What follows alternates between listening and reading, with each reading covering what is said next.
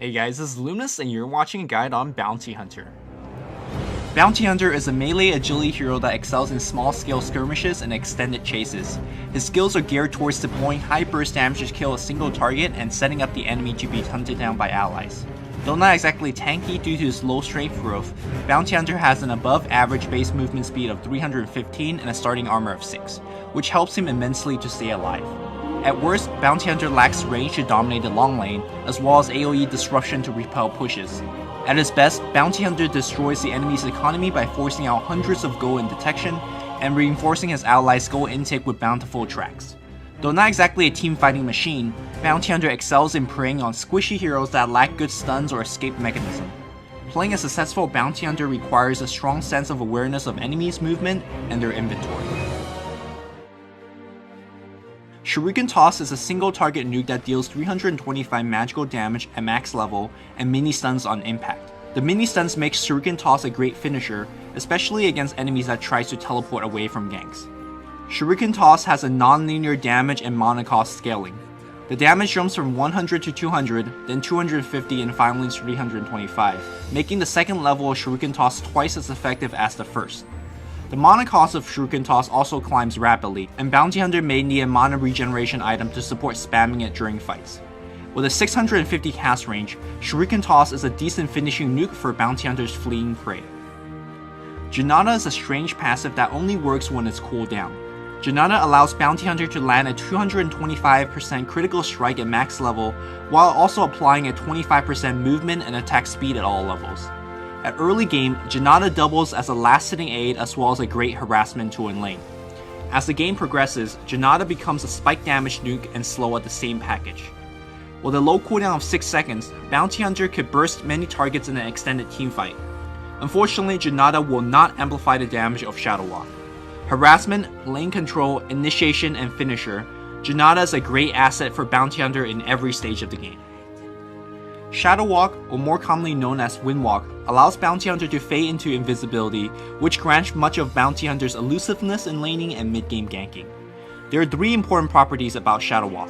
First, unlike many other invisibility spells, Shadow Walk does not grant extra movement speed for Bounty Hunter. Second, during the fade time of Shadow Walk, Bounty Hunter could attack, cast spells, or even use items before going into invisibility. Third, when breaking invisibility with an attack, the attack is granted bonus damage from Shadow Walk. Interestingly, this bonus damage also applies if Bounty Hunter attacks during the fade time of Shadow Walk. This means a single Shadow Walk can grant 2 hits with bonus damage. This fade time mechanic gives Bounty Hunter a large boost in damage in last hitting, harassing, and even hero killing. One large disadvantage of Shadow Walk fade time is that Bounty Hunter cannot stay invisible 100% of the time. Since level 1 Shadow Walk only lasts 15 seconds, Bounty Hunter will have to reapply the spell in various juke spots, such as above ramps and within trees, to stay out of enemy vision. The element of surprise is an important component of Bounty Hunter's early game roaming, and fading into invisibility outside of enemy vision is key. Despite looking like a simple spell, Shadow Walk is one of the most skill-intensive components of playing Bounty Hunter. Track is Bounty Hunter's bread and butter. Track places a marker over an enemy. It gives true sight and grants any nearby ally units extra 20% movement speed. In drawn-out sieges and teamfights, having half the enemy team tracked helps immensely in granting vision and movement speed for the team. As Shadow Walk grants the element of surprise for Bounty Hunter, Track takes it away from your enemy. Track also grants bonus reliable gold if the target dies anytime within the 30-second duration of Track. Track allows the team to trade kills and come out ahead, or snowball completely out of control with piles of gold. The track animation is also hidden from enemies, which means if Bounty Hunter is tracking from the shadow or high ground, it's likely that the enemy team is oblivious. One of the most powerful non-damaging ultimates in the game, treat Track as a semi-haste, map hack, and Hanamitis all roll into one. After understanding more about these spells, let's take a quick look at Bounty Hunter's normal skill build. Shuriken Toss is generally the first spell to max for a level-starved Bounty Hunter in the long lane. Bounty Hunters should not prioritize Shadow Walk or Janata against competent enemy supports because they're likely to have multiple sentries or dust. Extra points of Janata will be useless since Bounty Hunter will not be able to walk into melee harassment range without suffering massive damage or death. Though this build is extremely mana dependent during the mid game, it allows an under-level Bounty Hunter to contribute in fights with a ranged nuke instead of a melee critical strike. Getting a second level of Shadow Walk is crucial for the ability to steal experience if supports are pulling camps, and it also makes rune checking and early game ganking much smoother. Janata will be the second spell to max out as it scales with any damage item that Bounty Hunter will pick up, and remains to be a huge source of burst damage output throughout the game. If Bounty Hunter has an easier time in the lane, like for example laning against a carry in a 1v1 situation, considering a build that levels up Janata. The decision to level up Janata depends on how often Bounty Hunter expect to proc the critical strike. If he could Janata the enemy carry or supports every 10 seconds or so, leveling up Janata to 2 or 3 can be extremely effective. Though leveling up Janata will weaken his ganking game as a result, the stronger laning against a weak carry can be a good trade-off. Similar to taking 2 points in the Shadow Walk early, the early 2 points of Janata can take advantage of the interesting scaling of Shuriken Toss. In summary, there are 3 key aspects to remember about Bounty Hunter's skill set. Shadow Walk Fade Time is a double-edged sword. It helps last hitting with double bonus damage, but be mindful of the Fade Time under enemy vision. Track non-stop before fights, during fights, and after fights. It doesn't matter who you track, over the course of the game it could help Bounty Hunter get tons of kills and gold. Shuriken Toss has a mini stun, making it a great tool to cancel out TPs and channeling spells in a pinch. Bounty Hunter is almost always played on the long lane as a solo, and is expected to do it without dying or losing his towers. Against well-placed supports that are packing detection, Bounty Hunter may have a difficult time getting into experience range. Luckily, there are several ways to deal with this. Taking control of the creep equilibrium via blocking creeps, or using attack command to draw creep aggro are good ways to get in some early game experience or last hits. Both Shadow Walk and Janata provide great early game spike damage, so last hitting creeps under tower shouldn't be too difficult. Should the enemy supports be pulling, standing near neutral camps will steal partial experience. If it's safe enough, even considering backstabbing supports for both Shadow Walk and Janata. Unwary supports often give away easy first bloods to Bounty Hunter, especially if Bounty Hunter has boots and they do not.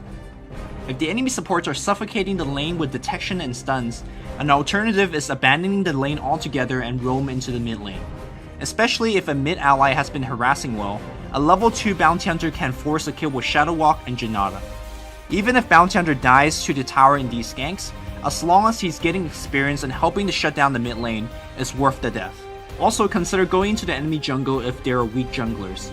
Most jungler run out of regen items a minute 3 or 4 into the game, and with the level 3 or 4 Bounty Hunter, his burst damage may be enough to force kills on jungler that have been tanking neutrals. Bounty Hunter is also an obnoxious rune checker, as he could swipe runes right under the noses of other heroes. These runes more often than not amplify Bounty Hunter's ganking power in the early game. Smart enemies might push in Bounty Hunter's absence, such that if Bounty Hunter double backs into the lane, he might find experience under the tower with greater safety.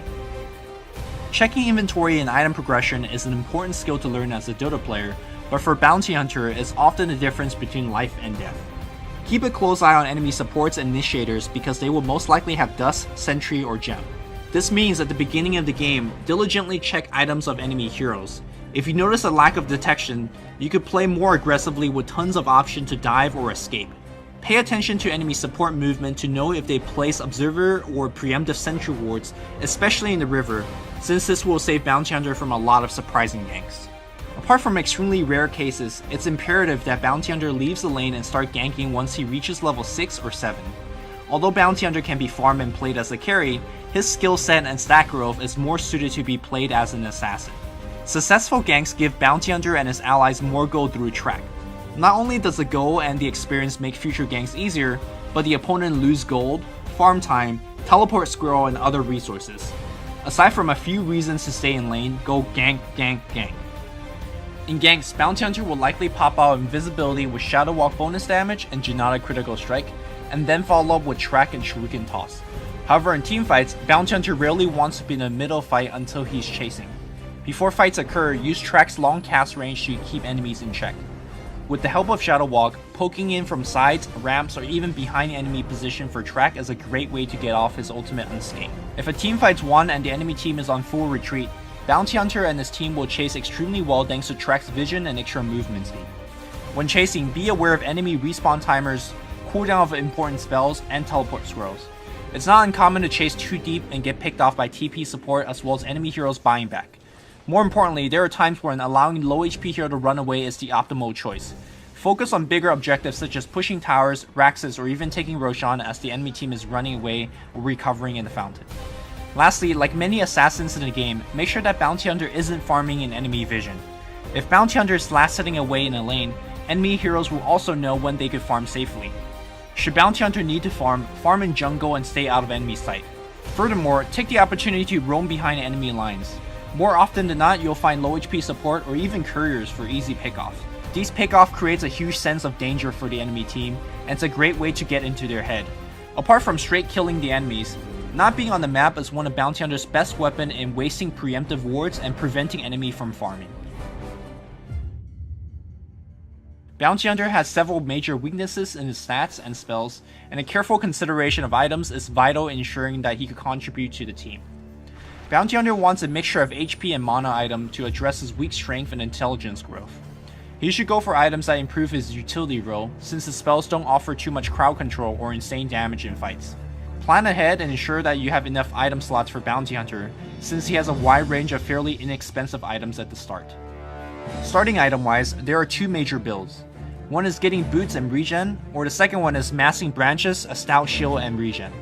Deciding which starting build to use comes down to the question of, can the enemy support skill Bounty Hunter if they catch up to him? If the answer is yes, it's meaningless to get extra regen or damage block, just get the boots to run away from the deadly initiation. Take advantage of the side shop. If the lane is 1v1, upgrading Stout Shield into Poor Man's Shield or picking up an Orb of Venom can give Bounty Hunter a huge advantage in lane. For stats, items like Magic Wand, Power Tread, and Drums of Endurance all tackle both his health and mana issues. All of these items greatly increase Bounty Hunter's survivability, though not every one of these items is required in each game. In games where the enemy lineup lacks good nukes or AoE burst damage, going for a greedier build that features more damage or utility instead of health could be a good choice. Drums deserves a special mention for its relatively cheap cost and is the item that aids both in chasing, surviving, and giving enough mana to cast his spammable spells. Drums also doubles as a utility item for the team to make up for Bounty Hunter's lack of AoE presence in the teamfight. The core tanking item that Bounty Hunter purchased in most of his games will be Black King Bar. Most lineup will be able to burst down a squishy Bounty Hunter, and with BKB, Bounty Hunter could charge in teamfights targeting backline casters. Though BKB won't allow Bounty Hunter to go toe-to-toe against enemy carries, between magical immunity, his high natural armor, and track movement speed, Bounty Hunter could last through the teamfight by dancing around enemy heroes. For utility items, the aforementioned Drums is a good selection in most games. In games where armor is more valued, Vladimir's offering is a great early game investment. Extra armor and plus damage goes a long way, provided Bounty Hunter can survive in a teamfight to grant the aura. Mana regen and lifesteal also allow him to duck into the jungle in between ganks to maintain his farm. It also makes it a lot easier for the team to clear ancients and kill Roshan. For more ganking oriented items, Bottle, Phase Boot, and Medallion of Courage are cheap ones to pick up. Bottle does a good job solving Bounty Hunter's early game mana issues, and since he's always on the prowl, checking for runes will further aid his ganks. Phase Boot is a decent alternative to Power Treads for its great synergy with Janata and Track. Phase Boots offer one of the cheapest way to get plus 24 damage in the early game, giving Janata a huge boost in damage output. Of course, using the Phase ability during chases when Track is up puts Bounty Hunter close to maximum movement speed. Similarly, Medallion of Courage also works well with Janata, though the items aim to assist the team's damage output more so than his own. Medallion also helps with jungling and Roshan, so it's a decent buy from time to time. Situational items include Orchid, Scythe of Ice, Desolator, and Manta Style. Orchid and Scythe of Ice give Bounty Hunter ways to deal with pesky escape spells, and the mana regeneration is quite useful. If the team needs another damage source, Desolator give Bounty Hunter and his team some good spike damage. The minus armor of Desolator applies before the Janata critical strike goes off, so it deals a lot more damage than the Desolator would do on another hero. Finally, the generic agility items such as Manta Style or Butterfly offer some more late game damage and survivability, although they are generally better items for similar costs that gives either more damage or more utility for the team. For a hero that lacks an AoE spell, Bounty Hunter offers much to the team in both ganks and team fights.